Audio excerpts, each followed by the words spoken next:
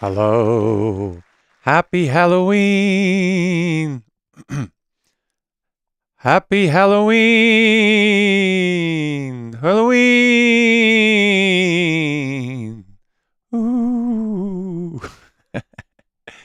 Happy Halloween, everybody. Ready?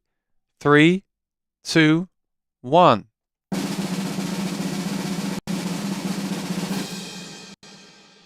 Ah, happy Halloween. Well, I like that. That's kind of cool. Look, I can be a ghost. Look at that. Happy Halloween, everybody. I'm a ghost. Now I'm a monster. Rah. I'm Dracula. Now I'm a monster. Rah. Now I'm a monster. Rah. So much fun. I love this software. It's so much fun.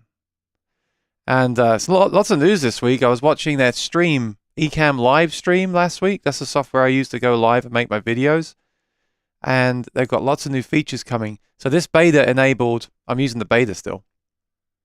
It enabled the multi-streaming. That's how people can watch me on Facebook and YouTube.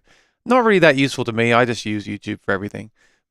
But the next part of the beta will be ISO video. So basically, if I record a demo or if I record a review and I have 2 or 3 cameras, it will save those streams as separate files. And then when I edit the video, I can switch between them. So imagine you're doing like an interview and it will save the interview stream and your stream as separate videos. And then when you're done, if you didn't cut to somebody, if you forgot to cut to somebody when they're talking, you can, on the main video, you can load up that other video and just clip to that because it's made another video just of that. It's going to be really good. There were some other features too that really surprised me. That are really cool. Like if you have a widget on the screen of the web, right now you have to either not manipulate it or like I go to the other monitor and manipulate. Sometimes you'll see me like it's not moving because I'm on the wrong screen. So on this new beta, they've done this thing where you can actually interact with the widget. So if the widget has a website in it, you can interact and move it around. So really cool. I'm really excited for that thing. And then I also heard yesterday on a forum that I'll talk about it because I talk about it a lot. Quad Cortex 2.0. That should be a big release, right? That should be the release that it launched with. That should be the release where you're like, that's it. That's a great pedal now. So we'll see. We'll see. I'm interested to see what happens with that. So last week on the stream, have some water. I've got a cough. 2 things I want to cover today personally. Last week on the stream, a friend of ours said a new speaker was announced. I am going to review it, and I'll tell you why in a second. I'm going to have to spend a little while on that, talking about this speaker and why I want to review one. And then today I spent the morning messing around with my guitars, recording them directly with the pickups. I'm going to play that later on, just so you can have it. You haven't got to listen to that now if you don't want to, but I thought maybe later on someone might want to put some headphones on and listen back to the different recordings if they're interested in the acoustic guitar pickups. Just before I close the project and forget about it forever, I'm going to play them on the stream directly, and then I'll just discuss them, and then they're up there on the video in case someone wants to hear them later on. So before I get into all of that, let me say hi to everybody. David Belcher's here. How you doing, David? I feel like I haven't seen you lately. How you doing? I hope your week's off to a good start. It is. Thank you. Staley, I like your YouTube logo. That's really cool. I like David's too, but I like Staley's graphic, the SE. That's really nice. What's mine? Oh, it's just me with a guitar. I guess that makes sense, right? Because that's me. It shows what I do. Rosanna, hi. Good evening, everyone here in the chat. Happy Monday. Patsy, hello, David, everyone in the chat. Happy Halloween. David says, I just watched some demos for the Kernan Ridge overdrive pedal. Very intriguing. I tell you, I haven't been interested lately in pedals. Since I got the Kemper and it just kind of does everything. Because I mean, what do I do? I basically, I'm either doing YouTube videos, messing around with my guitars in general. I guess that doesn't really help, but playing shows, or playing acoustic most of the time, and then 30% of the time I play electric. And I like playing electric, but when I play electric, I usually plug into the Kemper and there's everything in there. That's why I like it. So I'll play the Kemper. And then I made that little board with that Moxie pedal that really does everything for me. That Moxie pedal and the Sir Riot pedal. So overdrives are not on my radar these days. They're not going to be for a while, I don't think. Especially because there's just so many now. So many overdrive pedals all the time. I feel like I'm pretty set with that. Wish I could be that way with all my stuff. That'd be great. Rosanna said, Happy Halloween. Lee's at work. How is everybody? I'll let you talk amongst yourselves. Poo Ninja, I'm at work. Should I not be here too? You're an omni-excremental being. I have to look that up later. Right, so let's just address this. This Dr. McFarland is a guitar modeler. I can't say the word on the stream because I'll get in trouble. He is a guitar modeler. I'm looking for a sound effect to cover it up. Anyway, you probably can guess what I'm saying. He recently has all the modelers, and I see what you're doing, McFarland. You're in the Kemper group. This thing sounds sweet. I love this thing. This is great. Yeah, engaging with everybody. And then the next day I see you in the Quad Cortex group. This is I love this pedal. This is a sweet pedal. And then I haven't seen you yet in the Helix group, but I'm pretty sure you'll be in there as well. Oh, I love the Helix. The versatility is wonderful. I know what you're up to. I know what you're up to. But let me just say, I like the Kemper for my needs, and I might document this in the video at some point. There's like 5 reasons why the Kemper works for me over the other ones. But I really hope the Quad Cortex, Cortex 2.0 that just entered beta will make that thing a lot better than it is at the moment. He says they all sound great. They do all sound great. I'm not denying that. Apart from, well, the Helix is my least favorite sounding, but the Kemper, the Quad Cortex, I don't know, the Fractal, I didn't gel with that. For me, the Kemper, the Quad Cortex both sound great, but there's 5 features of the Kemper that I prefer to the Quad Cortex. So I was going to do that. 5 reasons to buy a Kemper in 2022. And I was going to say those 5 reasons. I'm not saying them now because you might take my reasons. And then I was actually going to wait though for January, do 5 reasons to buy a Kemper in 2023. Or I could just change the title of the video, couldn't I? Every year. So it's like a new video.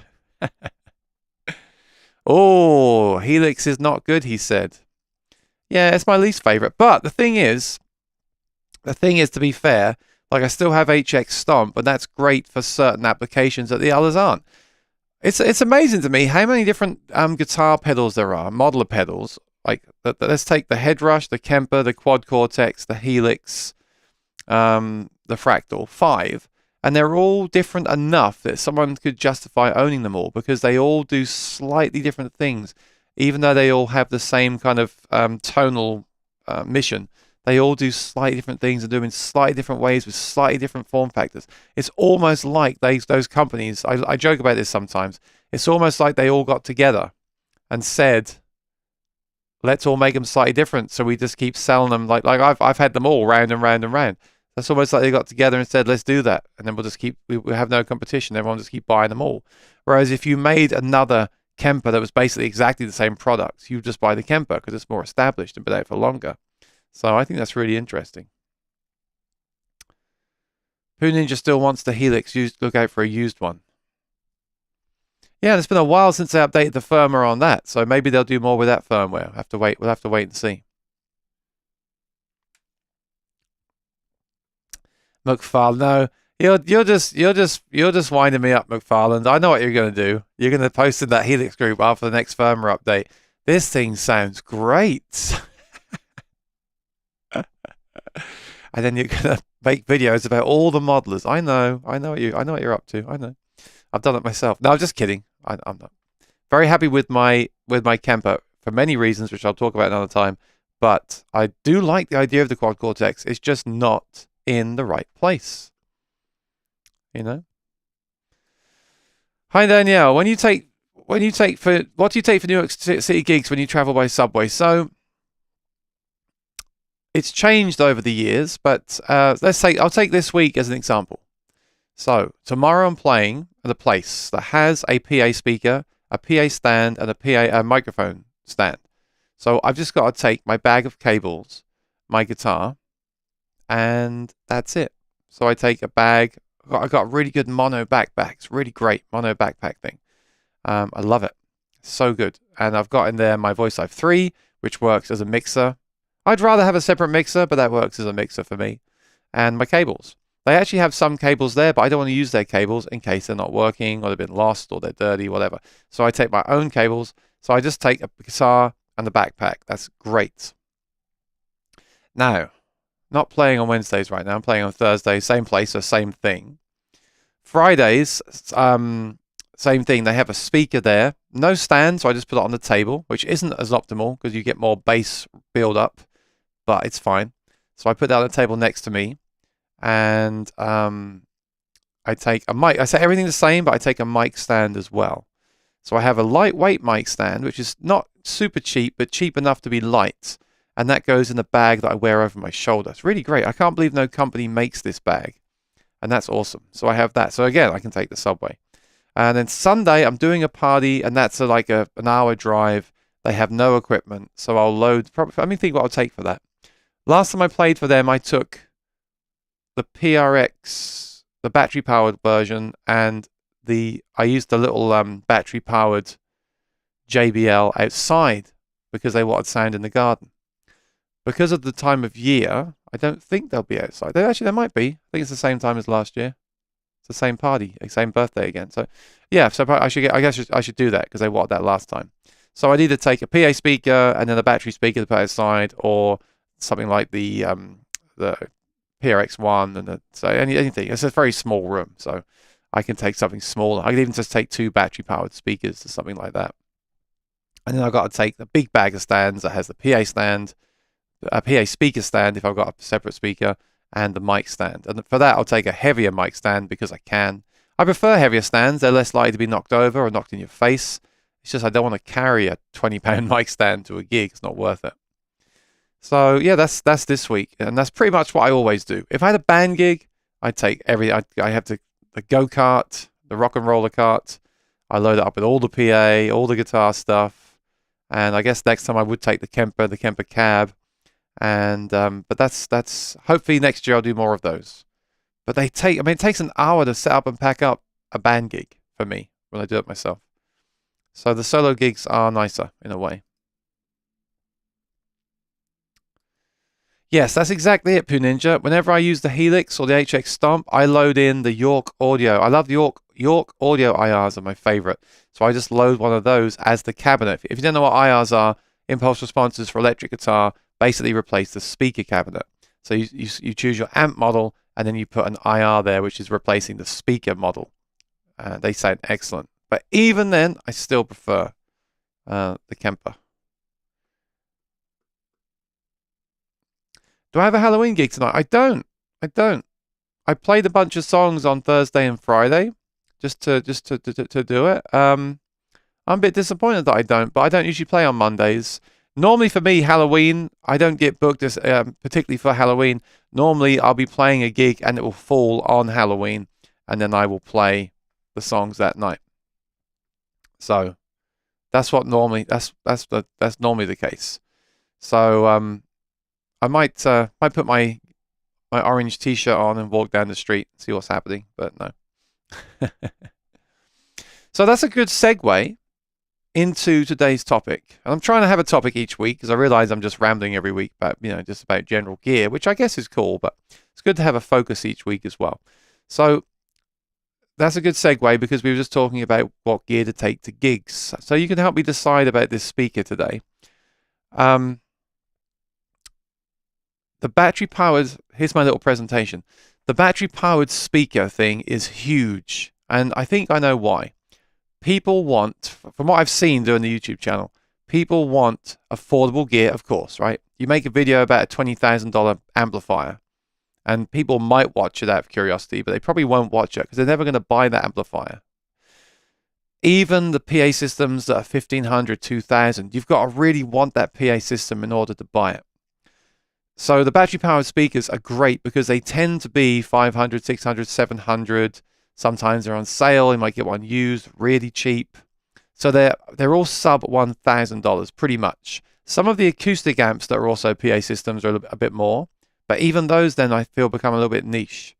So the battery powered PA speakers are excellent. And someone said to me the other week, what amp should they get for an acoustic guitar? Well, the thing is, I've always recommended the PA speakers and a mixer instead. So these will also serve that purpose. Rather than buying an acoustic amp, you can buy one of these battery-powered PA speakers, and it's going to be more versatile. It will be great for acoustic guitar. It will be great for vocals, which some acoustic amps are not.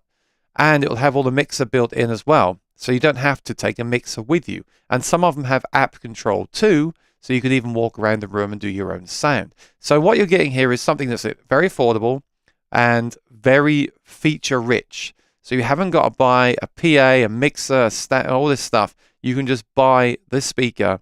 And the ones we're talking about today are also battery powered. So you don't have to worry about the venue having power or clean power. So that's why these products are so popular. And when our friend told us last week that this new one was coming out, my first thought was, no, I'm not buying gear right now. I'm not going to buy one. And I even went on the acoustic guitar forum and told people, they were talking about it, of course. Yeah, new speaker comes out, they're always talking about it, as we do. And I even said on there, look, it's not worth it. I've got two already. I'd rather not even use battery power. I prefer the headroom of a dedicated PA speaker. But then when I read more about the specs, I realized that this could be really cool, and that's why I want to check it out. Although our friend Kooky did point out that sometimes specs are not real. I mean, they're real, but they're manipulated, right? So, for example, I think Brandon from JBL has said this on my channel before. If you have two companies that say the volume of their speaker that they sell, one, to do this test and to get this information, one company might put their speaker here and the measurement microphone here, like a foot away, and say we've got 130 dB of volume, and the other company might put it 2 feet away and say we've got 110 dB of volume, same speaker. So where is the threshold? There's no standard. There's no standard for measuring the volume of the speaker. Having said that, this is more wattage than the other speakers. I think it will be the case, but I don't know that yet. But that's one of the things. So let me show you these now. Let's do this now. So this was announced last week, the day after the live stream. This is the Electro Voice Everse 8-inch two-way battery-powered speaker, black, 750. Now, EV have been on my radar because they also make the tower systems, and everyone I know is raving about those. There's the EV30M, the Evolve 30M, and the Evolve 50M, and they're really, really popular. So they rival the Bose systems and the JBL systems. That's something that I want to check out at some point, just out of curiosity. But I'm even more interested in this one. So let me just come here. Let's take a look at the pictures because this thing is now announced. So it's got a screen on it, like the I guess of all of them, they don't have screens, do they? The one that has the screen is the newer JBL stuff has screen. And by the way, JBL released a new PA speaker last week as well for like a band that also integrates into their app, which is cool. So people are taking this stuff seriously now. So not many controls on the device, which some people will hate, but a screen to then go in and fine-tune the settings, and an app control, which the app looks really nice, so that's cool. A hole in the bottom to go into a regular PA stand. That's important. They've got that. All three of the ones I'm going to compare right now have that. And it can be tilted back like that or laid on its side. Or it's actually 20. Yeah, on its side like that. Okay. And that's good. You can still get to the controls. Although not easy to change the controls, is it? I guess for me, the master volume is all I really need. I just plug a pedal into it. It's fine. And then I'd have it on the phone. And you know, the JBL app has taken a while to get this act together. This app looks pretty solid, and from what I've heard, it is very solid. So I'm excited about this app for this one. And then the Bose one doesn't have an app at all. So let me go. If you go to Sweetwater, look at the bottom here. It's really, you get all the specs of the speaker, but you also get the the comparison I'm going to copy and paste this into the chat in case you want to follow along. That's a long link, but that'll take you straight to this page.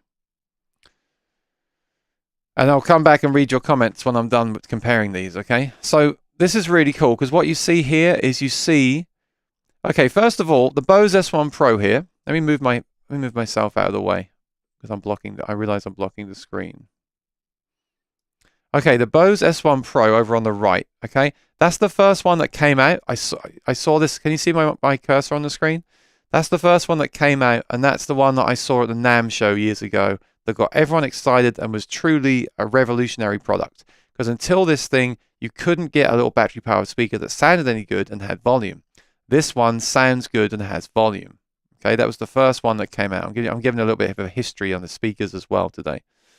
So, after that, we got the JBL Eon 1 Compact, and I did that video as well, unboxing that. And indeed, I then compared the two of them as well. I compared them in the room, in this room. Look at the reviews, they're pretty similar. Look at the price, the JBL's a bit cheaper. Everyone asks me which one's better. They're different. The Bose doesn't have an app. The JBL's a bit bigger. The Bose is smaller, a little bit lighter. I like that when I'm going on the subway. The JBL Eon 1 Compact, the JBL Eon 1 Compact is a bit bigger. I don't like that when I'm traveling, but it's a bit bigger, so it's better for low end, maybe on a bass. I usually cut low end anyway. It's got app control that the Bose doesn't. I like the app control. I don't always use it though, but I like to know I have access to it. So they're very, very different in a way. Let's look at the specs here. You see the 1x8 speaker on the one on the right is a JBL 1x8 because that's an 8-inch speaker. So that's why it's a bigger unit. The whole thing's bigger, 8-inch speaker. Now the new one that just came out also has an 8-inch speaker. So that's cool. So that matches that. Number of channels, we've got 4. Only 3 in the Bose, but 4 in the other 2. So again, the new one looks good on that spec.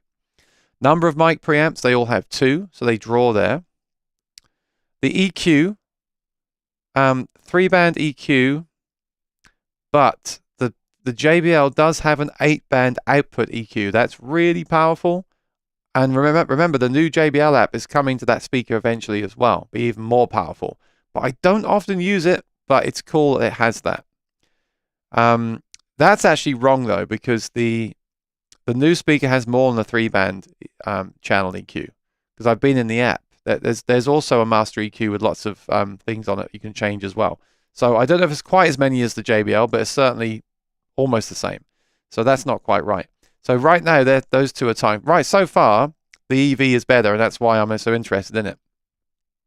Outputs, 1 XLR out, and then what they've done is they've given you a USB port and a dedicated power out port on the new one. Whereas the Bose has none of that. It has a service port for the shop, and then the JBL has USB to power a pedal, but it doesn't have a dedicated power output. You have to use an adapter. So again, another tick for the new one. So this is why I'm interested in this thing, all right? And it's USB-C as well, not USB Type A. Bluetooth version 5.0. So I don't know if that's the latest version, but it's better than 4. I think they all have 5. I'm not sure. Don't quote me on that. Now look, total power of the new one, 800 watts. Now that could be spec manipulation, all right? But 800 watts is incredible. That's almost as powerful as the dedicated PA speaker that I currently use on Fridays. So that's really cool. Now, the Bose, which I often say doesn't reach for very good headroom for me, which I don't always use it, is 150. That's a lot lower. And the JBL also says 150. In a comparison I did a few years ago, the Bose was slightly louder in the room, slightly louder. But this new one should be considerably louder. Okay. Now it says at full battery. What does that mean? Does that mean when when it's not plugged in, the power cuts to 400? Well, that's still impressive. Even if it was 200 or 300, it's still pretty good. But for 800 plugged in, that would be amazing. So that really excites me. Once I saw that spec, I got really interested by that. And then you've got the app, and the app is ready to go because everyone's saying it's great on the other app, devices. So that really makes me happy. Pole floor monitors, that's the same. They're all the same. Battery power, 12 hours, which is fine for me. 6 hours at this like full volume, so that's fine for me. And then obviously 3 hours if you've got stuff drawing power from the power supply, which I probably wouldn't do anyway, but it's nice to have that option. It's 3 hours is still okay. And then the most important thing to me, based on the whole Subway thing, is the specs of the size and weight. So look, the Bose is 15.5 pounds. Very, very good.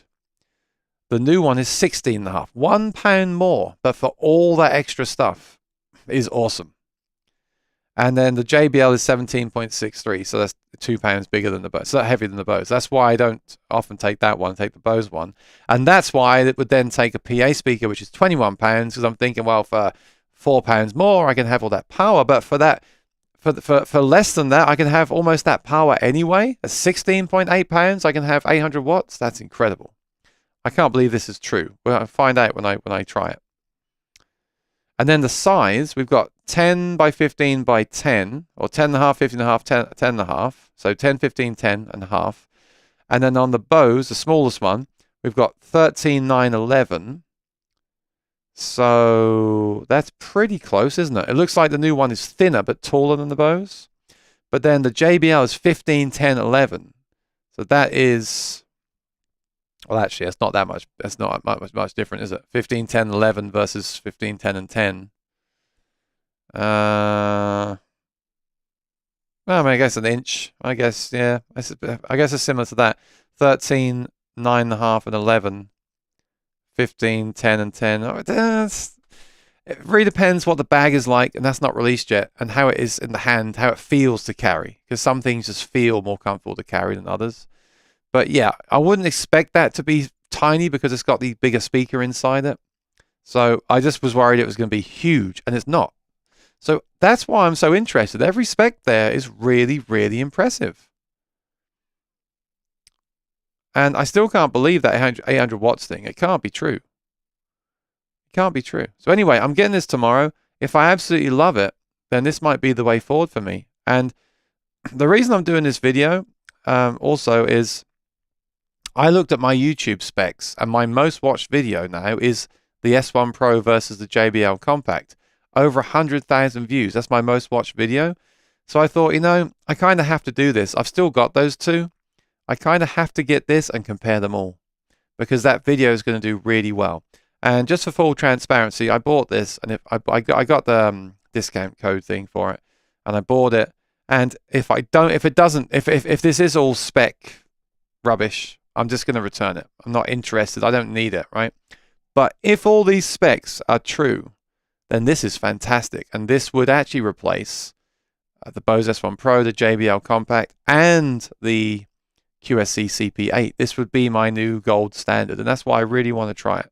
And I also think the views will be a lot. Because the thing is, I've realized on YouTube, you make a pickup video, acoustic guitar pickup demo, and you get 500 views because, you know, it's not really that, you know, it's not, most people don't care. They don't plug in, or they don't play acoustic, or they're happy with their undersaddle pickup.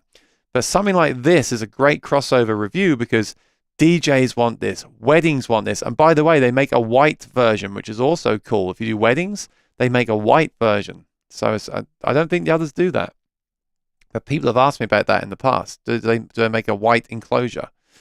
So that's my little sales pitch there. That's really, really, really impressive. And this could be, you know, if this is everything it says it is, I might even trade all the other ones in and just keep this.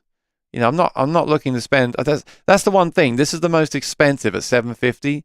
This is the most expensive, and you got to buy the bag as well as with the other ones. But it is pushing $1,000 with tax over here, so it's not cheap. But if it delivers on all those promises and sounds good, this could replace my acoustic amp, the Bose S1 Pro, the JBL Compact, and the CP8. I could get rid of all of those and just have this as a battery-powered speaker that also can do any bar as well. It's really, really exciting. I'm really excited about this. So let me go back and show you what people are saying. If I haven't said hello, welcome, happy Halloween. Oh, that's cool. I'm passing out candy in my full Vader gear. Maybe playing the theme on guitar. I thought about that. I thought about going out tonight with the Rain song and playing Halloween songs. What do you think? It'd be a great video, wouldn't it? But I need to dress up. I don't have a costume. I might do it next year. Next year, I might dress up in full costume with the rain song, because I can take it out in the cold all night and just play Halloween songs to people. Not even for tips, like just for fun. Maybe make a video make a video of it. It'd be funny. I want to make more videos that are, videos that I'm really interested in. Like, I got some things here that I want to sell, but I feel like I should make the video of it first, just for content, before I, so I haven't got to buy it in the future, or in case I regret not doing that. But I just haven't done it. And you know why? It's not fun to make videos about stuff that you're not really passionate about. You saw how passionate I got about the new speaker. It's exciting because they're saying this is really a step up. This is a fantastic product. So if I get it and it's not, I'll just make a video and say, look, it's all right, but it wasn't what they said it was, in my opinion, and I'm done. But if it is what they say it is, then I'm going to love making loads of videos on that. Like, this is great. I used it last. That sounded great. I love the app. It's great. So I don't need this one anymore. I'm selling this one. I love that. You can tell just from me talking about it through the website, can't you, that I'm so excited about that. Something that I'm selling because I don't use it anymore. I'm not going to say I don't like it, but say I'm selling something because I don't use it anymore. I'm not really excited about it. I just want to sell it. I'll be more excited when I sell it and get the money in the bank. So that looks really cool. So let me go through the chat and catch up. And then if I got no questions, I'm going to play some pickup demos that I did today. So I like that idea, Poo Ninja. Do that and take some pictures, please. Chris Sean, welcome. How you doing? I used to use a Roland Cube Street EX with a speaker upgrade. It served me well. Wish I had not sold it for something else. I just flipped. Yeah, I heard about those, and there's a new version. Is that the new version that just came out? They're interesting too, and they're very good, but there's nothing that's 800 watts like this thing. This is amazing. 800 watt. I'm so excited. If this works out and this thing sounds great in this small studio, I may even see if I can rent out a rehearsal room for an hour and plug all 3 speakers in and do a volume test at full volume for my own sake and for a video, because I know these videos are going to do well. If this is a good product, then these videos are going to do well. And just for full clarification, the video of the Bose S1 Pro versus the JBL Compact that got like 110,000 views, what did I make off that? I'm not going to say because I might get it wrong. I'm thinking it was like $200 or something, but that still didn't pay for the speaker, right? So that's the thing. But maybe I can replace those 2 with this one. I don't need those 2 anymore. Just keep this one. And maybe I can make enough videos and comparisons of this to get a little bit of the money back as well. So that would be cool.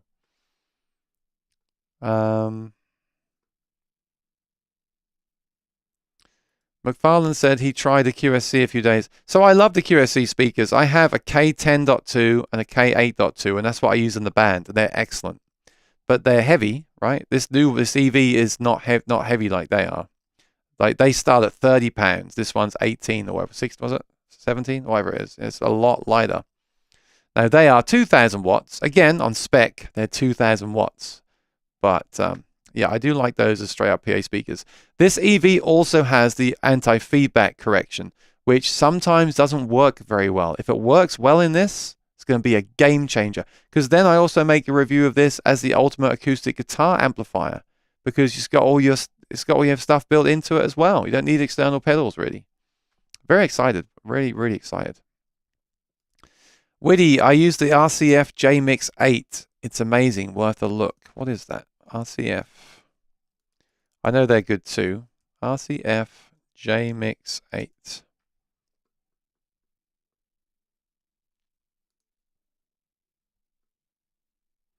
Yeah, it's another one. There's so many of those systems. There's the Bose towers, the newer ones, the JBL ones that I've been covering on the channel, the EV systems, the RCF make one. So many people make them. They are the way forward for a lot of people because they're all in one unit. You don't need the PA speaker, the monitor, the mixer, the stands, the cables. You just take that one box. I mean, Bose did it years ago, didn't they, with the original tower systems? You just take that, it throws the sound out nicely, and you're good to go. You don't need to plug in cables. The thing about doing a band with 2 PA speakers, 2 monitors, a mixer, and all the cables and microphones, it takes me an hour when I'm by myself to pack that away because of all the different components. Whereas if you can just have an all-in-one system, you can be out of there in 5 minutes, which is really exciting. But I don't know if I'd use those for a band, but for solo gigs, yes. Especially if you need that low end. I don't really like a ton of low end, what I do, but if you have a bass player with you, then that'd be a perfect solution. Happy Halloween, BMO. What's up? How's your retro? Chris Sean says, I now use two JBL Eon compacts or the original JBL Eon 1 tower. Yeah, a lot of people didn't like the original tower, but there's that new version now that I have that people seem to be quite happy with. And I'm very happy with JBL. They've got a lot of products now in that app because I've not been a fan of that new app, but they now have the compact. No, not the compact. They now have the PRX1, the Eon Mark II, and two of their other speaker lines in there. So now they have a reason to really go in there and make that app fabulous because they've invested in it. They've linked everything into that one app. They don't need to make 5 different apps. They just make one app. So now they can really go in there and make that app awesome. And I hope that is the case. I looked at the EV app. The EV app, it doesn't look amazing. I mean, the best looking app I've seen is the app from LR Bags for the VoicePrint DI. That's an amazing app. But it does have a demo mode. It does look perfectly usable, and it looks great. I'm really, can you tell? I'm excited. I'm going to do an unboxing of that tomorrow. Unboxing that speaker, and please watch those videos and share them and help me get some good views on them. And like I said, the worst comes to worst is I'll just come on and say, actually, I didn't really like it. I sent it back, and I'll just let you know.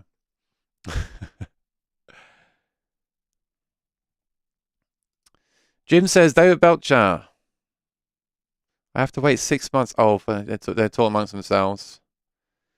Didn't like the Bose. Now, which one was that? Yeah, you have to tell me which model you're talking about when you say stuff like that. Is it the S1 Pro or the Tower systems? There's so many different ones now.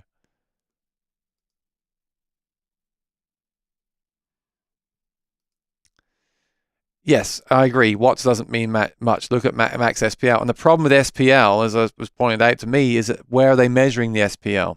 They're all measuring the SPL at different places, right? So that's why I wanted to just find out for myself. But let me just tell you what the Max SPL is on these. The Max SPL, is that not in that comparison that I showed you? That's kind of silly. Huh. All right, well, on the information, I'll take you over. Check this out. The Max SPL, they say, is... Where is it? I saw it. Huh. It's in the manual. I think it's 120. Yeah, I mean, look, 120. They say what they talk about 121 dB there. The other ones don't get that loud. I know they get to like 110. I think I've seen the comparison of those on a forum, and it is like 15 decibels louder. So that's exciting. I mean, 121 dB they're talking about there with the CP8 speaker. What do they rate that at? That's still 1,000 watts, but it hasn't got any of the app control or anything like that. And that's £21. So it is, noticeably heavier. And this one is...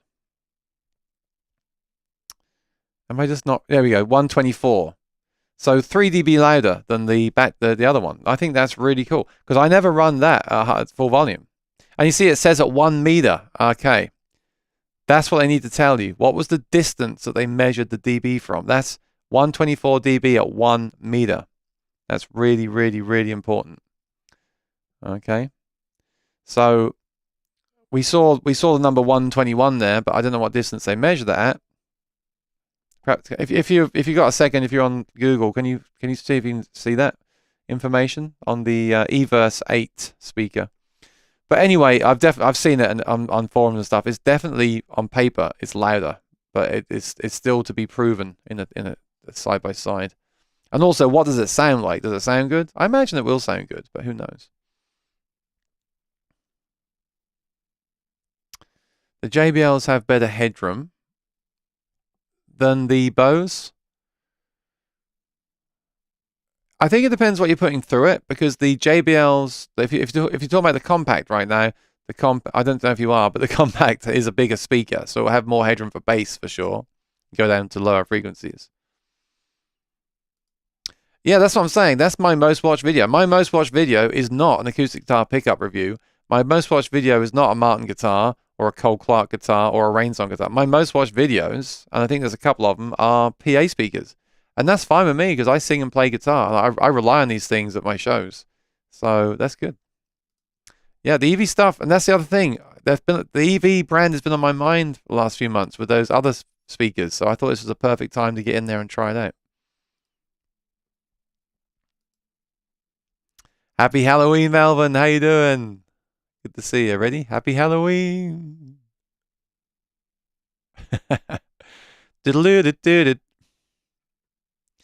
That's a great idea. That's a great idea. I'm doing that next year. Get a really good costume. Is there a famous Halloween person, horror person that played guitar? That'd be great just to go down the high street and just in a really good costume and just play Halloween songs. Wow, well, that's such a great idea. And then film it. Yeah, such a great idea. People love rant videos. Trash them. I used to say I wouldn't do anything negative on the channel, but I kind of changed my mind because if something really doesn't work for me, I think it's worth passing that on and saying, look, you should still try it, but this is what happened with me. And I agree. People want to hear. People don't just want positive demos. Like I'm Aaron. I'm going to demo this new speaker from EV. They sent me one, and here's a demo of it. People don't want that. People want this thing looks exciting. I bought one, and I'm going to see if it's as good as the other ones, and I'll let you know if I'm going to sell. I mean, isn't that the proof? If I say I'm going to sell the other one, then it's like, well, okay, this is worth checking out. Even then, it may not work for you. I always have to say that. Our ears are all different. But there's some things that are technical and not just down to our ears.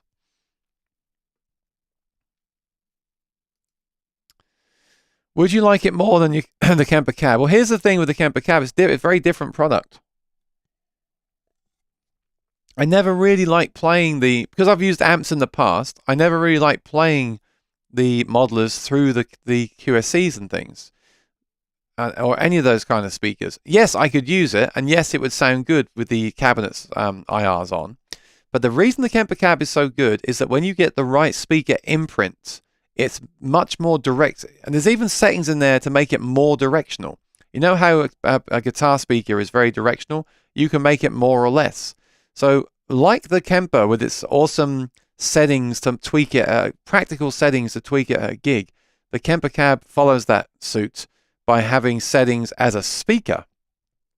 So you can change the directivity, you can EQ just that speaker and not the front of house, and you can either run the impulse response to it and you don't have, this is another great thing about this product, you don't have to turn it off. Like on the QC, you'd have to make another line, to have that line have no emulation, make sure you plug into that output. On the Kemper, if you come out the monitor output, you can just tell to turn all the cabs off on the monitor output. Excellent. You see, this is the kind of stuff I love. And all I see on forums is, I bought a Quad Cortex. It sounds great. I'm so happy I sold my Kemper. Yeah, but what about all the other stuff? What about that granular stuff like that it doesn't have any of? That's where I come from. So that's why it's so cool. When I get the right speaker imprint, it sounds awesome. It sounds like an amp. I haven't turned my amp on in months. And I love real amps. And I'm not saying I've got 2 amps now. I'm not going to sell them. But it's as good, it's awesome. Really, really happy with it. Look, Dylan, ready? Happy Halloween, buddy.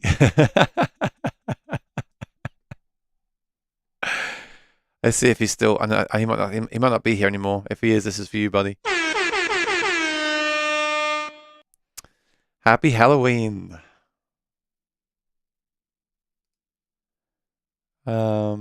Staley's here.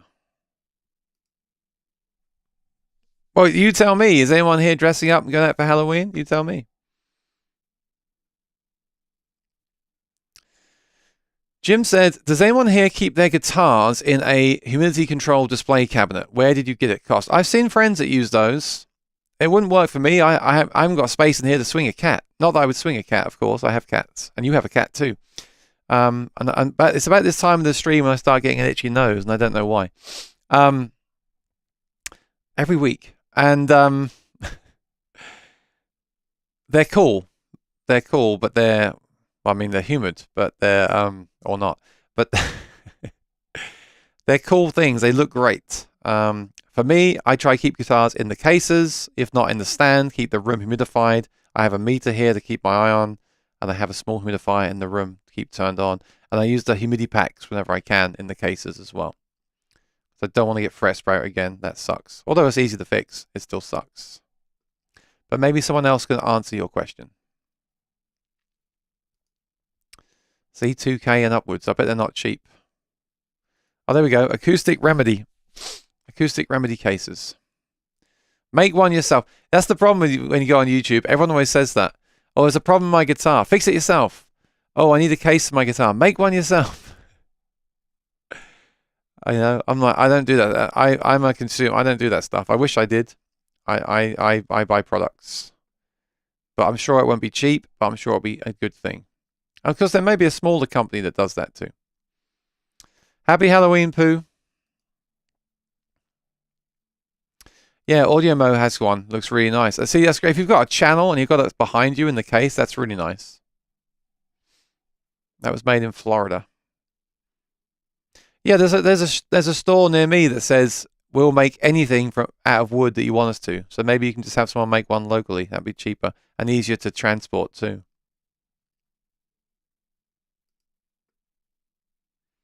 Retro needs a string change.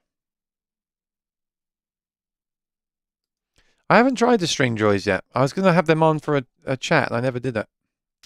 At the moment, I like the Martin strings and the Diodario strings. My gigging strings don't last very long. After a couple of weeks, they look awful. Just need to change them once a week again, I think, for me. Lee's at work again. Hi, Lee.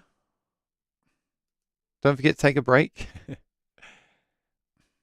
Chris said, I'm talking about the compact. The bigger speaker is white. Okay, there you go. I run an EHX Mel 9 and the JBL does a better job covering guitar voice and string sounds. Depends on one's needs. Yeah, I usually cut low end. I like a tight sound. You know, my electric guitar cab I have here is a 10-inch. I just like that stuff. Not that I don't like the bigger ones, but I'm not someone that doesn't like the smaller speaker designs. Having said that, yeah, again, the QSC, the EV, the one that's coming tomorrow, looks cool because it could be used in a band situation for bass and other things too, and also for DJ music. That's the other great thing with those battery-powered speakers. I show up at a party, I walk in, I have the speaker in my hand, have the guitar on my back. I take the speaker out of the bag, the tote bag, and I turn it on. It's battery-powered, it's charged up from last night. I turn it on. The phone's already paired with it over Bluetooth. I bring the volume up on the speaker, and I hit play on the phone, and music's playing. I don't have to open the mixer, open the speakers, open the stands, plug them in, find power, plug it in. Everyone's talking to each other. Oh, what's going on? Is there musicians there? You know, I can just literally walk in there and just bam, the music's playing. It's so cool. Love that. If I can find a used Kemper cab, I will buy it. Yeah, and you know how I feel about that stuff. I've tried many solid state solutions. I never really liked them. But the Kemper cab and the Kemper is, and it's a shame that you can't use it with other products because the speaker imprints are in the Kemper, not the cab. But if you own a Kemper and you like the amp in the room thing, it's really nothing better that I've ever found. Dylan's, how you doing, Dylan? I was talking to him last week because he got one of the Gibsons with the sound port. I like the sound port. I had a guitar with a sound port. Actually, a good idea if you've got something like a Takamine is to take the preamp out. You get an instant sound port. It does sound really good too. And the way Takamines are made, you can just pull that thing out. It's not screwed in. You just unclip it and pull it out. And at home you have a sound port. And at gigs you can have the preamp in there. Pretty cool. And he got me thinking that the sound port was something different on the on that guitar. And I was like. And I realized it was his own word he made up. But I was like, dude, I might have said that to somebody on the phone. That was funny. Staley may build a case because I can do that. Hey, if you can do that stuff, then definitely do it. Save the money. You don't want to see me with a saw in my hand. That would be a Halloween special. Oh, great! You ordered the Everse the minute I saw it. Will replace the S1. Well, I hope it will. It's still a bit bigger. The thing I love about the S1 is the size. It's still going to be a bit big. Also, the bag as well. The bag on the S1 is excellent. The size is excellent. It does sound very good. So it's got to be very good to beat that thing. Do you have it yet? I didn't get in straight away. If I had, I might have got it today and could have shown it off today, but I didn't, unfortunately. But it should be here tomorrow. String joys are worth a shot. I might have to buy you a set. Oh, very nice. I tell a lie. I think I tried them years ago at Summer NAMM, but I might have just put them on, used them, and not thought about it. I haven't tried them recently. My go-tos now. I love the Martin strings on the Martins. I tend to use the D'Addario, the standard ones, the EJ16s. I use on the Cole Clarks. I want to like Elixir because I go through strings so quickly when I'm gigging, but I don't hate them. But the way they kind of fray on the string and the feel of them, I think I'd rather just put D'Addarios on the guitar once a week if I'm gigging, or once every two. I think actually 2 weeks is fine. If you wipe them down, they'll last even longer, but I'm too lazy to do that. Alan, what's up? You missed the whole thing about the... oh, yeah, I'm not putting that next comment up there. You missed the little speech about the new PA speaker that's coming tomorrow. Yeah, coated strings, I don't know. The Martin strings are cool because they're treated, not coated. I don't know.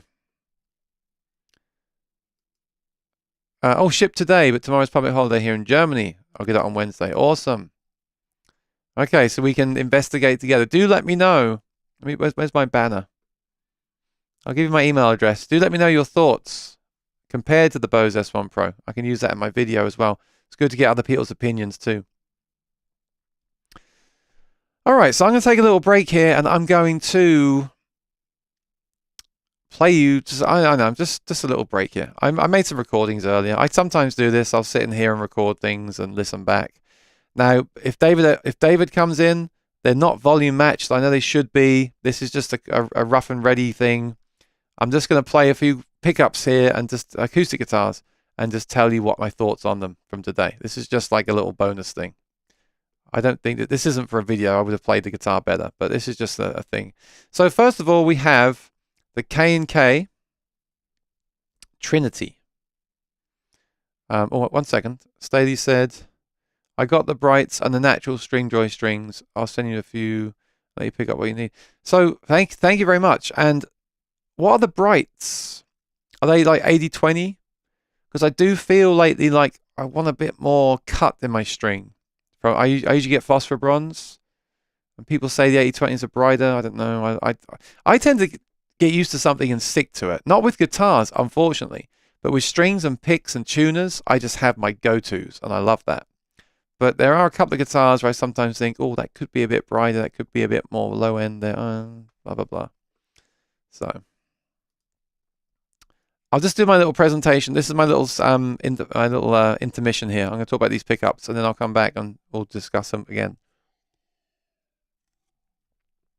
So, first of all, let me know if you can hear this, please.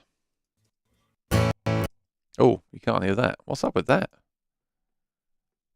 Let me check my driver here. Ecamm, this might not work. I don't know why it's not working. It was working when I did before I went live.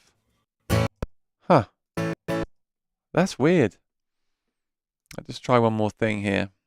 Just try resetting the driver.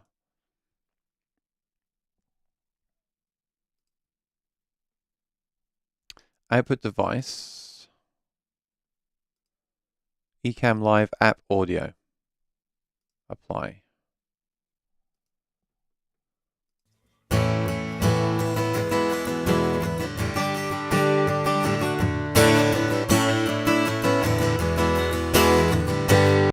Just make sure it sounds right. That sounds weird. Hang on.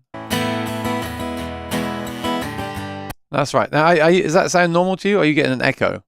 And by the way, it'll probably sound awful without headphones on. So if you haven't got headphones on, you're listening on a phone, then just shut off for a couple of minutes. But if you're wearing headphones, is there any like weird echo or anything, or does that just sound like me playing a guitar plugged in?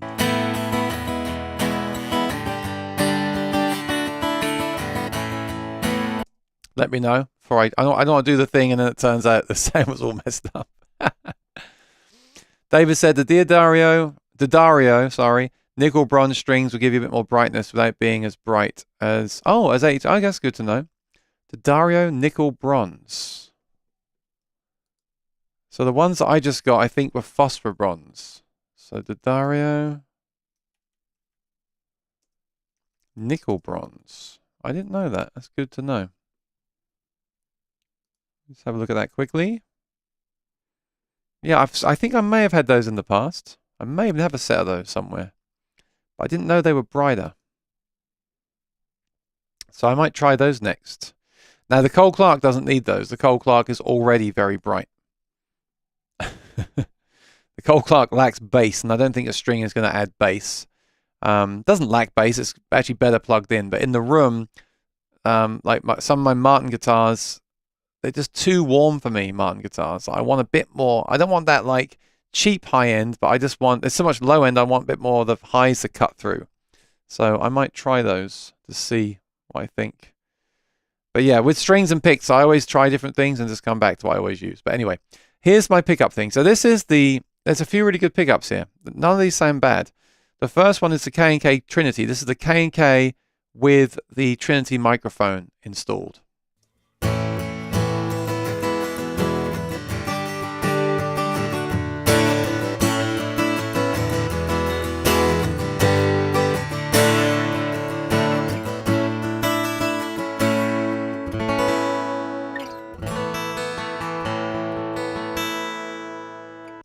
Pretty nice. And then this is with the mic turned off. This is just the K&K pickup by itself, which I really wanted to like, but I couldn't like it with headphones.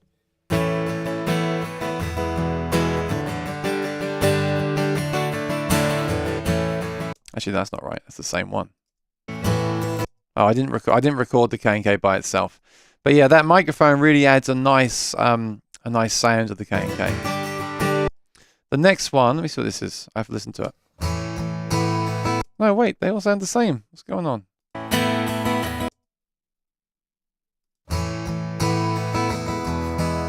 No, this is the Cole Clark. This is the Cole Clark. Isn't that crazy? I have to listen that carefully. This is the Cole Clark now.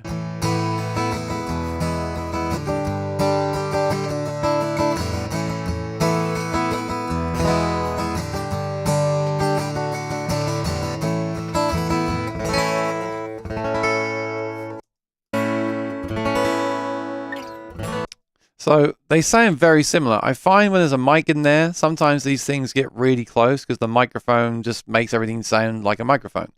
But there is more kind of body to the Cole Clark than the first. The first one is the Martin with the K&K Trinity system. But I mean, it's really cool. It's really, it's not, I mean, I'm just going to play them again back to back. Here's the K&K. Here's the Cole Clark. There's a fatter mid-range because it also has a body sensor. So that's still my favorite, but that K&K Trinity is impressive. That doesn't mean the K&K Trinity is as good as the Cole Clark, though. There's other things about the Trinity that means it's not as good as the Cole Clark. So bear that in mind. But just based on a recorded direct sound, it's very impressive. Here's another one.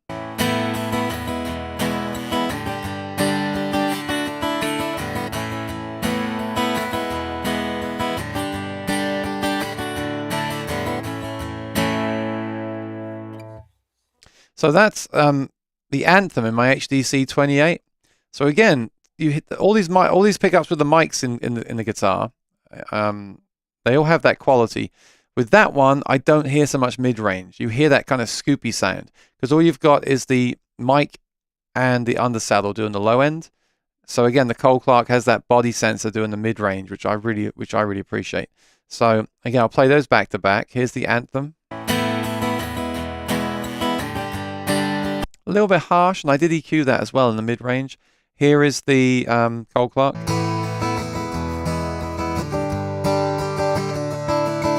More meat, fuller sound. And then here's the last one here.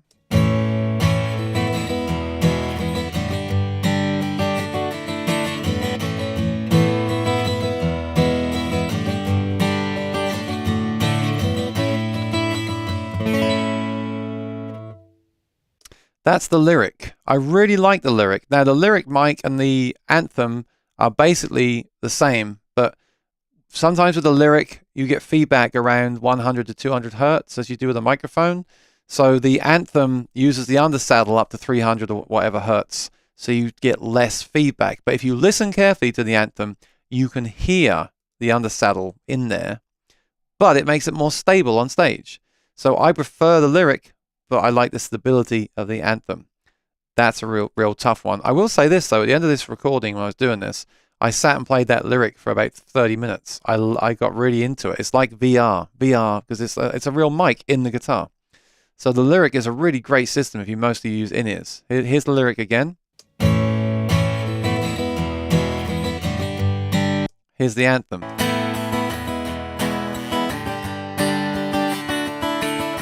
So that undersaddle is doing the low end, so it hasn't got such a richness, but it will be more stable. So they're both great. I'll just get a little recap here of my thoughts from this. This is what I did this morning. The Lyric is excellent, very non-invasive, the most natural, incredibly fun to play, especially with headphones. Needs a bit of a mid-cut for sure, but excellent. May not be the best on stage because of the stability. You need a very good EQ with you or a good sound engineer. The Anthem is almost as good, but gives you a lot more stability from the undersaddle. But then you've got a big undersaddle in your guitar, as well as the other stuff. A lot of stuff then in your guitar. May affect the sound unplugged, but very, very good sound, very stable. Bit weak in the mid-range for me. The Cole Clark, just excellent. Fat, powerful, tons of headroom.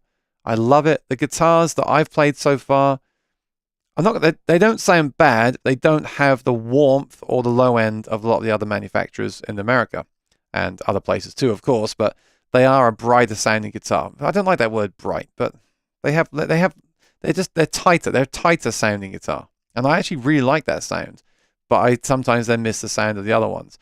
But as an all-in-one system, it's amazing because you've got a mic, an undersaddle, and a body sensor, and a preamp on there. So that's my favorite of all these, as it often is. The Trinity has really impressed me. It's almost as good on the listening value as the Cole Clark. The problem with the Trinity, there's a few problems. One is you've got to carry around this box with you because it's just the good thing is it's just the pickup glued to the top of the guitar, inside on the top of the guitar bridge plate, and a microphone that weighs an ounce. So it doesn't do much to your guitar acoustically, but you have to carry this around, and to make adjustments to EQ, they're all like set and forget inside. There's a cover for this, by the way. And then you blend the mic and the pickup. So that might not bother you. Here's a point for the Cole Clark. You just take the guitar, you plug in, you go. With this one, you've got to make sure you take this with you and then set your settings and then go. And you're still going to want to probably EQ it at the mixer as well. This is just like a preamp. This is before the amp. This is just to like do your basic settings and then tweak it further at the desk.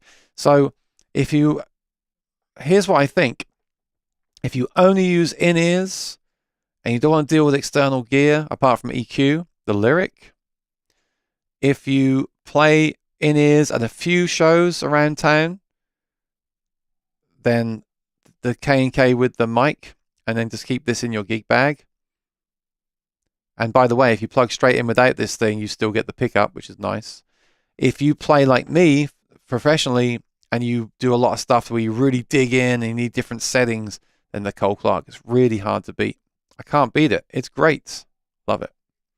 So I often do these tests. I plug the stuff in and just listen, and I lose so much time and often don't make a video about it, which is a shame. So I just thought I'd share that there. But yeah, I really like the Cole Clark, and the Cole Clark is this one. It's very rich. It's very powerful. Full sounding.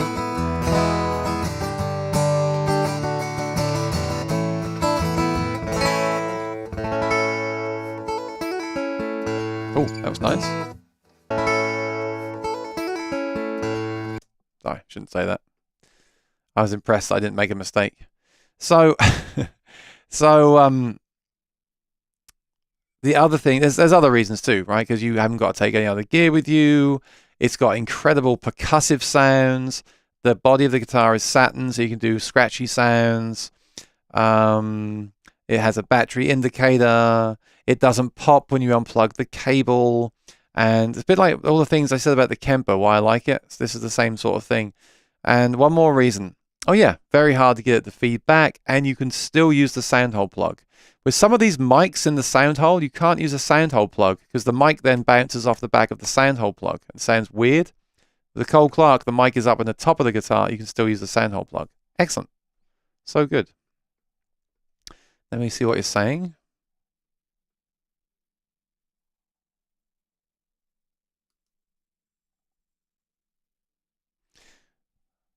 I will get those Staley. I will compare those too, but I'm also going to get these D'Addario Nickel Bronze Acoustic Strings Light. They got 12 to 53. I think the reason I've been getting the D'Addario ones is they're 12 to 54 maybe. I'm not sure. Something like that.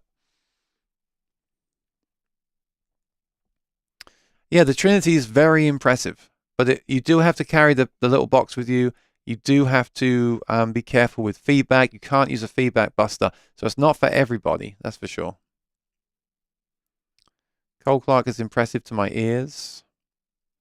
I have the Lyric awaiting to be installed in my Taylor GS Mini. I really like the Lyric, but you're going to have, it's always, I would have a sound hole cover for it, and that doesn't seem to change the tone of that one, so that's really good. And you're going to have to cut the mids around 1 kilohertz probably. It's very nasal sounding to start with. You've got to cut that down and maybe a couple more things. But yeah, it's great because it's just the mic. You don't hear any undersaddle pickup or piezo qualities because there isn't one. It's just a microphone. Having said that, it's not, but it's also a good microphone in that they've kind of shaped it to be very punchy, because some microphones are too ambient. So it's really, really great. It's like a cross between it's almost like, feels like you're playing an undersaddle pickup, but with the quality of a real microphone. It's really hard to describe. It's great, but it is obviously going to be more. The problem is this low. The problem is this low range, this 100 to 200 hertz. That's where all the feedback occurs. So the great thing with that, again, with that new speaker I was talking about, is it has anti-feedback built in. So if that works well, that could be great for something like a K&K or a Lyric, because it could potentially take that away for you. Or at least you can go in the apps. This is why I love this. You can go in the app and you can take down that frequency that feeds back. Just tap on the guitar, and when you get the feedback, figure out that frequency on the notch on the app, take it down. I'll put that in my video about it if it works out. But then it stores it, and when you go to the next gig and plug into that channel, it's always ready to go. Yeah, you don't need the preamp in the guitar, because the preamp is effectively in the speaker. Really great. And here, difference with the Anthem and the undersaddle. You can, but it does make it more plug and play, definitely. And that was set to all microphone, by the way, but the low end was still covered by the undersaddle. Makes it a lot more stable, which is why they did it. Oh, another tip for you, by the way, with the Lyric, with the controls, the volume control, recess it inside the sound hole. They want you, there's like a lip, so you stick it at the sound hole, and you can see the yellow part on the sound hole. If you put a little bit of a cushion in there, some kind of Velcro or something, and then put the sticker over the top. I use 2 of the stickers, but you probably only get 1 with yours. Put 2 stickers on there and stick it a few millimeters inside, just so you can't see it. You can still change the volume by going inside the sound hole, but you can also still use a sound hole plug because it's not blocking the sound hole, and you haven't got to look at that thing in the sound hole either. It's really cool.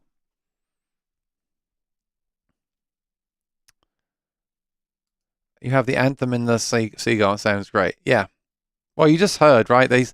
I think the Lyric sounds better because it's all mic, but then you've got to be careful with that 100 to 200 or 100 to 300 hertz. That's where you get all the feedback happening. And some people say you get more low end and exaggerated low end from something like an Anthem. Not really. Well, yeah, you do. Well, you do, because you can have more of it as well. It's not going to feed back. Whereas on the Lyric, you're cutting all the time, so you're losing even more low end.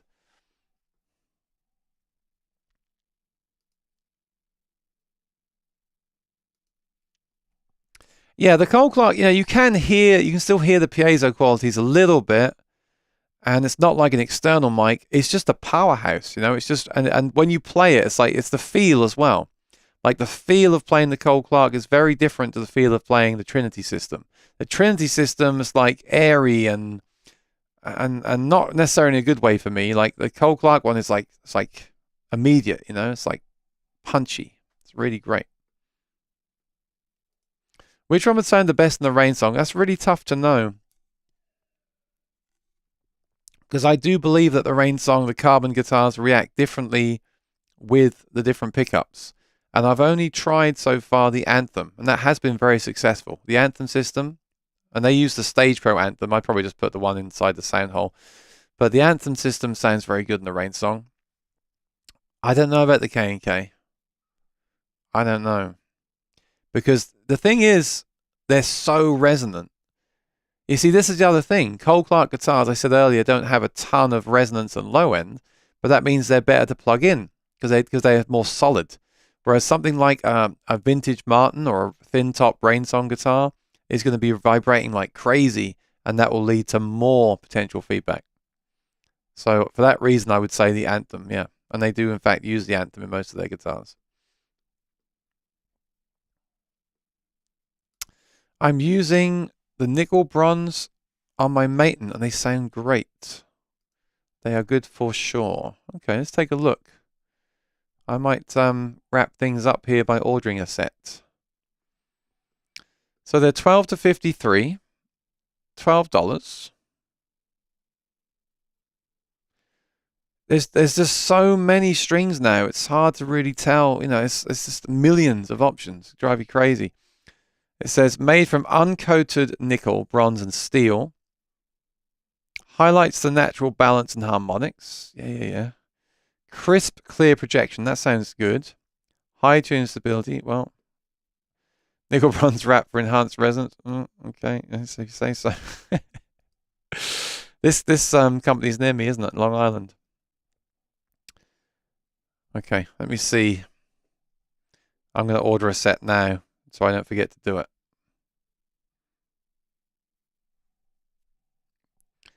So I'm just going to check the ones that I got last time.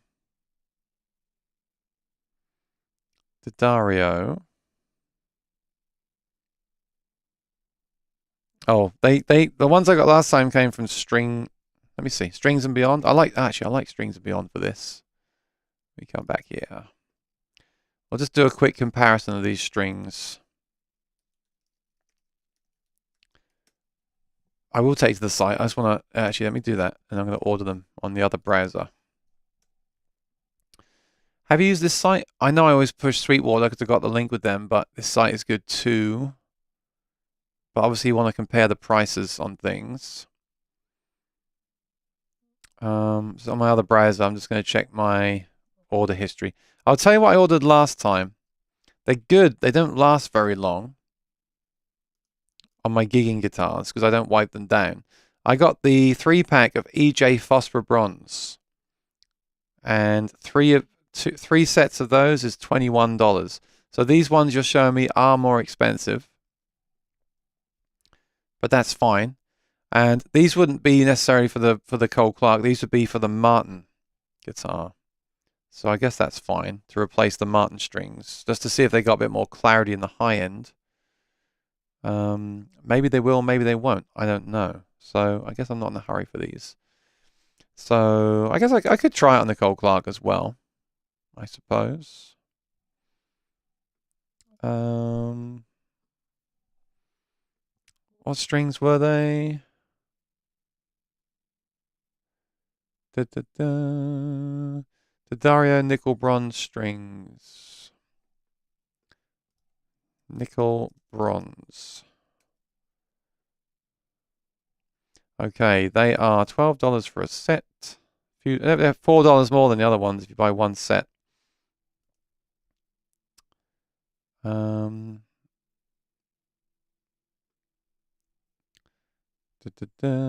see, the good thing, the strings I just showed you, the good thing with those is that you can buy a set of 3 and then they're even cheaper again.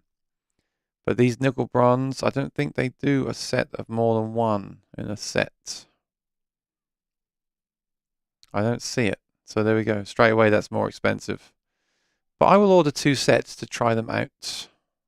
And I have to pay for shipping for those, so I'm not going to order them from that company. I'll order them from Sweetwater. I'll try them. I'll try them. It's not like the guitars are. It's not terrible. It's just that.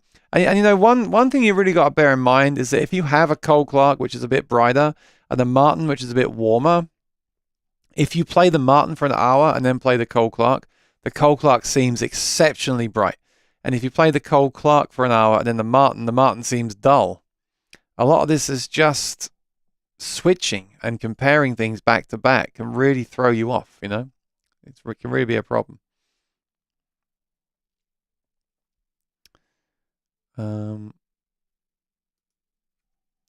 All those the Dario. Yeah, I'm going to do that right now.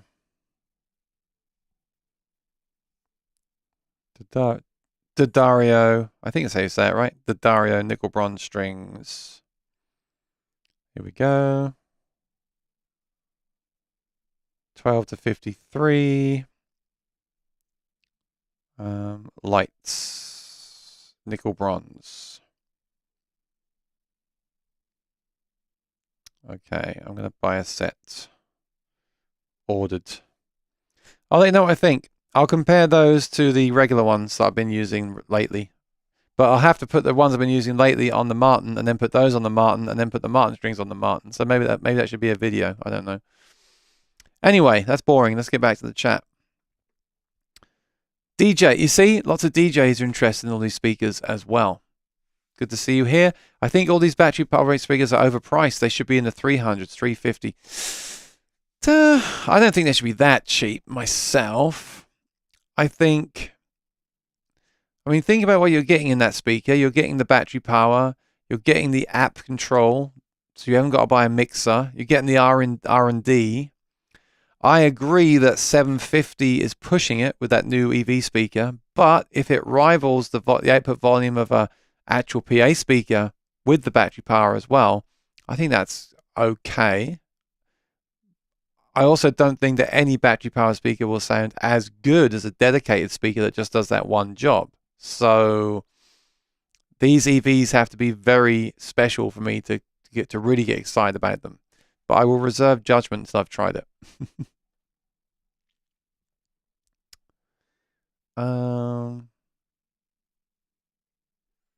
I use the 12 to 52 balance tension on my triple O's and OMs and the 13.5 to 56 balance tension on the Dread. Strings Beyond are good when there's a sale on. Like when it's Black Friday, they'll be probably 15% off. That's really good. And they do have reward points as well and free shipping over a certain amount. But also check that Sweetwater don't have a deal at the same time as well. But sometimes they'll match it. Just Strings? Is that real? Huh, I've never seen that. Is that Canada, though? Oh, wow. This is all different strings. That's cool. About Us. No, it's .com, so I guess they're not in Canada. Well, my advice to you, if you're looking for strings, is to go on Amazon, Sweetwater, Just Strings, and Strings and Beyond, and find the best deal. And look for the bulk options because they're usually cheaper, obviously, especially if you know you're going to use them all the time, and buy them from that place. And if you buy them from Sweetwater or Amazon, click my link before you buy them. Thank you. I used to use the EJs, and my mate and I will say the nickel bronze last a lot longer. Oh, they do. Oh, great. I've had them on performance guitar for 6 months. Wow. Yeah, because I put the Darios on the Cole Clark and I play a couple of weeks and then I look at the strings and think they're awful. They're like rust. They're horrible. They feel terrible. Oh, they sound okay, but they don't feel good when they get to that point. Has anyone used the Dario XS coded? I did. I did try them a few months ago and they were okay. But I still prefer the feel of uncoated strings, I think. Isn't it crazy? Just the guitar. We could make a YouTube channel just about guitar strings because there's so many, and they're all, you know, at the end of the day, they're the thing that affect the sound, aren't they? Because the string is what we play to create the sound. Very, very important. And it's what we touch with our fingers to play the guitar. So important. So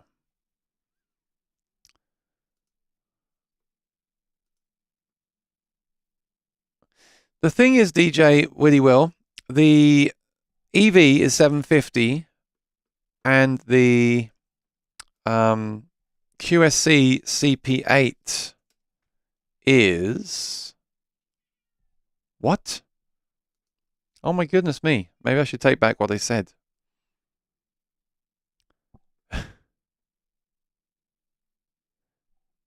It says here the CP8 is $500. That's actually really good.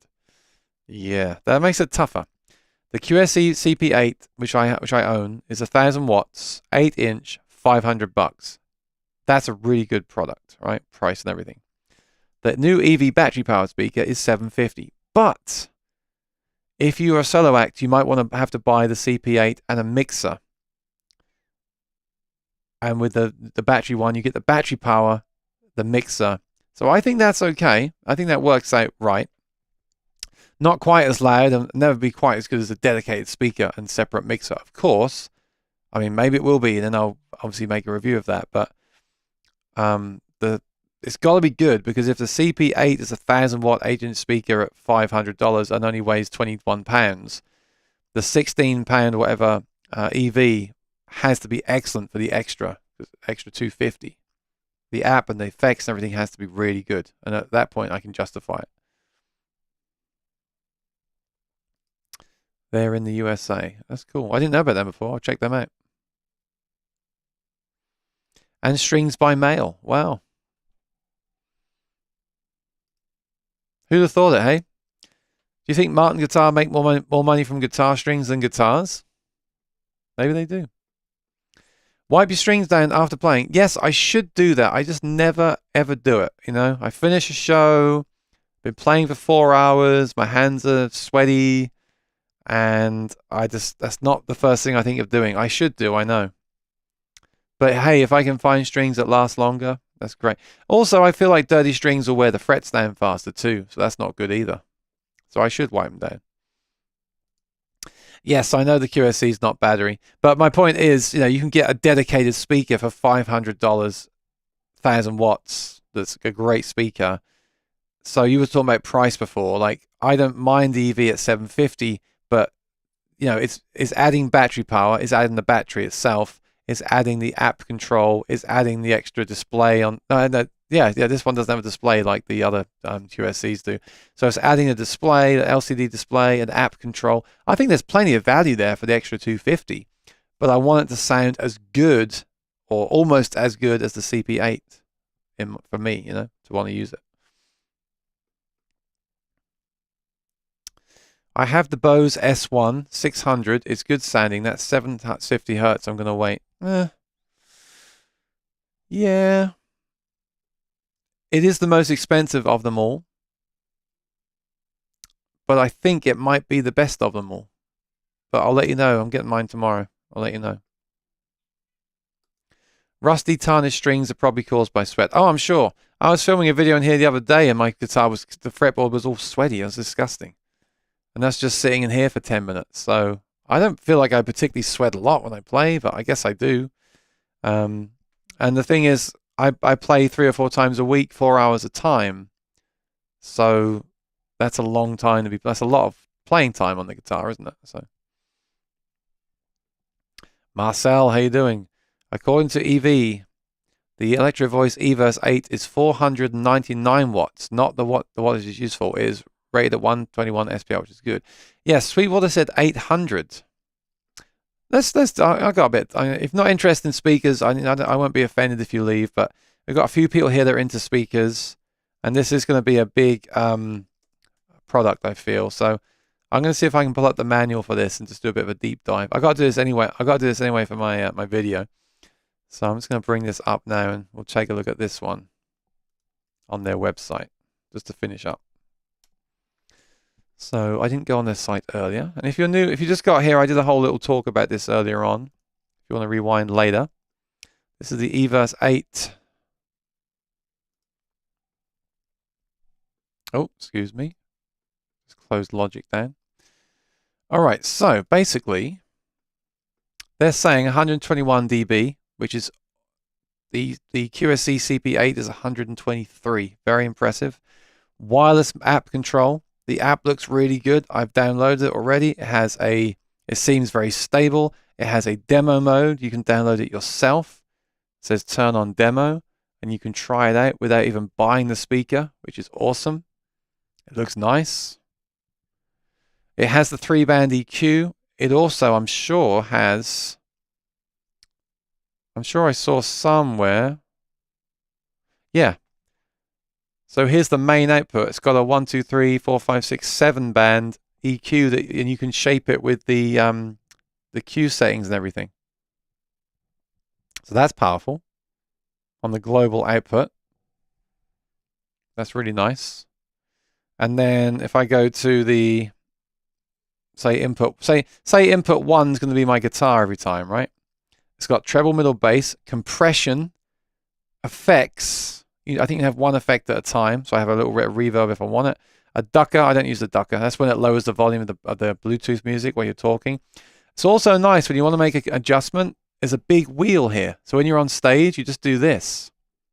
How cool is that? You haven't got to go in there and like tap on the thing and turn it. You just hit your finger anywhere on that pad and turn it up and down. Look at that. And you can see it moving. Take note of that, other companies. That's really nice. I'm really excited. It's got phantom power. It's got presets. So you can say I want a preset on there. You can mute that signal. It shows you the battery life. You got, yeah, phantom power. I don't think you have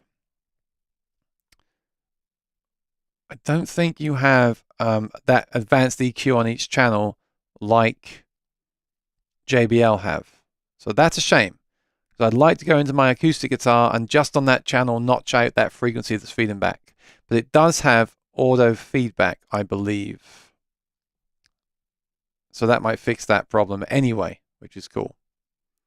Yeah, if I go to main output and tap on there.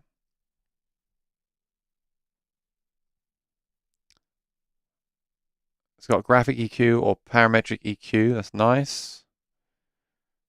And then I can't see it on here now. I saw it last night. There was a place to tap to turn on your anti-feedback. So yeah, like all these apps, you have to get used to it. It's not too complicated. Just need to spend like a few hours going through it, but not as complicated as the JBL app, not as feature-rich as the JBL app.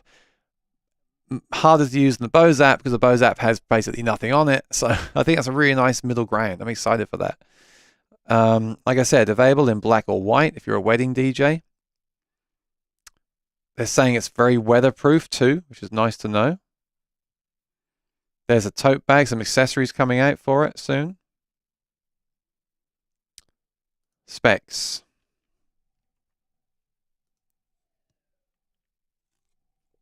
(121 decibels).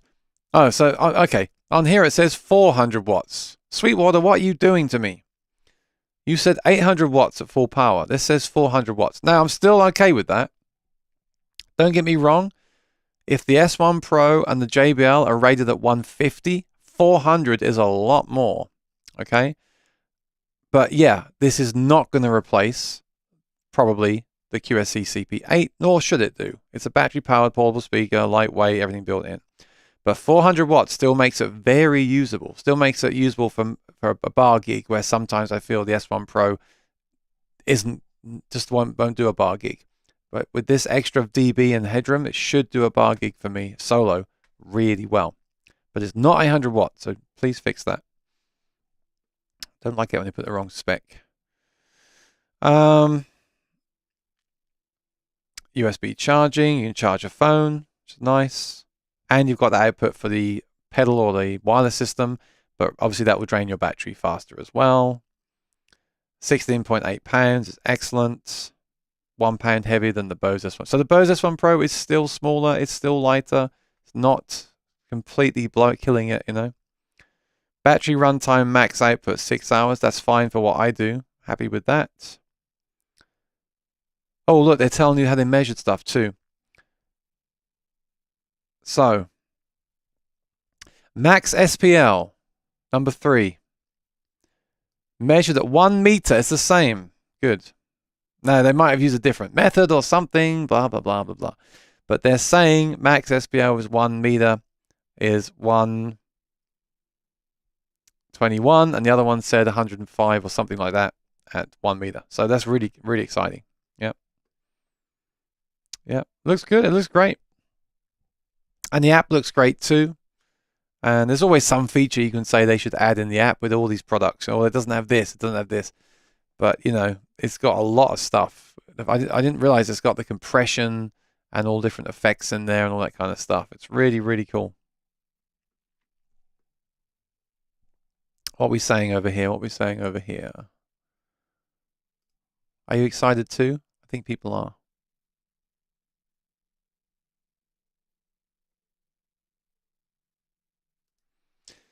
Yeah, well, I think it wouldn't hurt me to change strings once a week. There was a time years ago I changed strings every gig. I wouldn't do that anymore. I'm not Eric Clapton. Yep, that's right, Chris. Strings are very dependent on the guitar, aren't they? Depends what guitar you're using it with.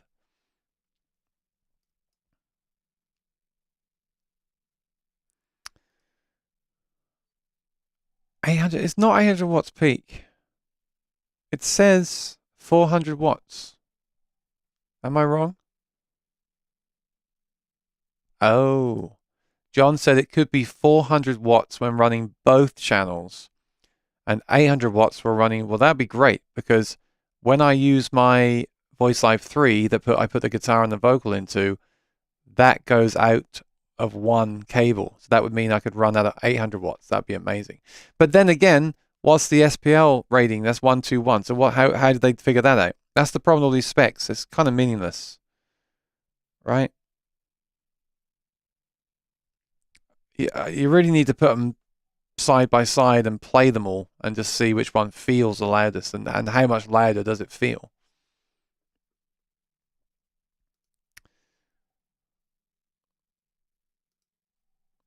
Yes, Chris, I'm excited to make this one, and I'll do a thorough with this one. Is there a manual here?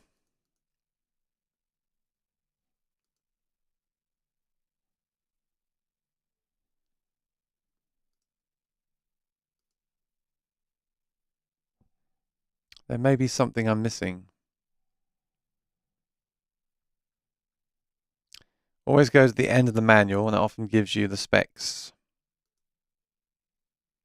These are the effects. Look, echo and reverb, so they've got a combined effect. And then reverb room, concert hall, large hall, church room, plate long. So you can't have multiple effects like on the JBL, but they've made some multiple effects. And there is a foot switch input, so you can have a tap tempo. That's really nice. Love that. This thing is very impressive. And it's got the presets. You've got music, live, club, and speech, and it shows you what it does for each of those on the graphic EQ. There's also a master EQ, so you can change it yourself. Here's the technical data on this site. 400 watts. That's what I'm seeing.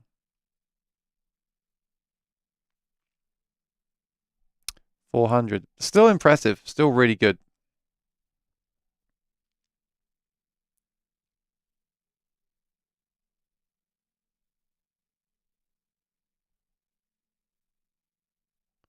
So mic in one channel, guitar in the other. So there's a foot switch connector. I assume that's to turn the effects on and off. Some people love that. From the other reviews I've done, there's really nothing here that they haven't included. You know, mix out is an XLR. I guess they could have included a jack output, but XLR is really good. You can connect two of them, link them with Bluetooth. I guess they become stereo then. There, link speaker. Yep, that's nice too. Great for DJs.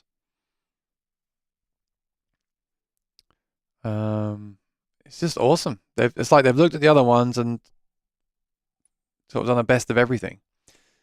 So, you know, it doesn't mean it will be, I don't want to say that because I haven't tried it yet, and the Bose may still be easier to grab and go. The JBL still may be more in depth, but I think they've hit a nice middle ground with this if it works as advertised.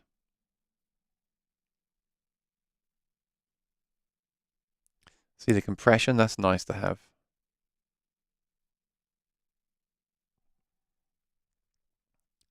Set the master to mute. Press the input select soft key and use the master volume to set the input level. And then set the master volume.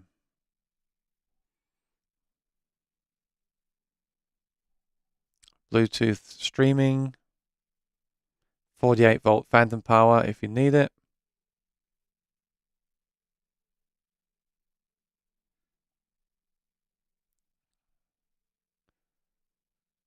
So yeah, really cool stuff. I'm just not sure where that 800 watt thing came from.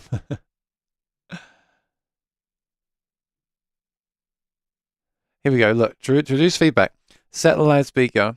So it's AFS, that's what it's got. 12 band automatic feedback suppression. Now that didn't work that great for me with the JBL. I'm hoping it'll work better on this, because that can be a real problem with certain pickups when you get that. And also microphones too. I was actually on Friday, the Cole Clark wasn't feeding back, but the microphone was starting to feed back a lot because I had the speaker pointed at me and it was on the table. So it might be able to help with that as well. That could be really cool. And you just turn it on or off and it hunts for it. So that's a really nice thing. Set the speaker and microphone instrument according to your performance. Do not place the microphone directly in front of the speaker. Avoid placing. That's just like tips on how to avoid feedback. Low cut at 80 hertz. Yeah, I do that stuff anyway. But then it says enable automatic feedback suppression in the DSP and slow temp the output of the speaker. And when it feeds back, allow a few seconds. Well, that's okay. I guess if it works, it's fine. Allow a few seconds and it will detect and reduce it. And you keep doing that. That could be great. Of course, it doesn't happen immediately. It can't do, because what it thinks is feedback could be intentional and your sound will just be really anemic and awful. So if it's sustained for like 3 seconds, then it will cut that down. So I hope that works well. I'm really excited. I can't wait for tomorrow. So thank you. Let me just go to the chat, make sure I haven't missed anything here.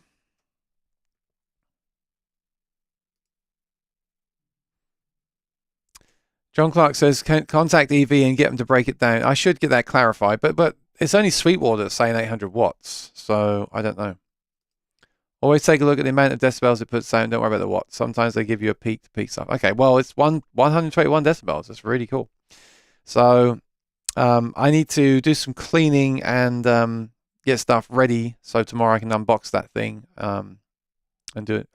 Yeah, but be prepared for lots of videos on that, because I want to make the most of the product, and I think people will watch those videos. So check them out and follow along with me. I'd appreciate that. Happy Halloween! If you're going out now to go trick or treating, I wish you all the best to get some nice candy, and you're trick or treating. Tune in this week. Subscribe, ring the bell if you're new here, so you're notified when I post a new video or go live. And watch out for those videos on that speaker. It's coming tomorrow. I should be prioritizing that for sure. And I think a lot of people are interested in that right now, so I'm going to really make the most of it. And you'll find out throughout those videos whether I think it's worth upgrading or even considering this thing at all. So I hope it'll be helpful to you as well. All right, thanks for watching. Take care, be well, subscribe, ring the bell if you're new here. Thank you, John. I think I see some new names, so please do subscribe if you're new here. I feel like I see some new names, and if you're not new, I apologize that I didn't realize that you've been here before. There we go. Click the subscribe, ring the bell, and watch out for those, and we'll see what happens this week. And any other news? Yeah, well, like I said, subscribe, ring the bell. If anything happens, you'll see my video go up, and you'll be able to follow along. Take care. Have a great night. Happy Halloween. One more time. I want to make the most of this purchase of the background I made. I purchased. Happy Halloween! Woo! I'm going to haunt some people.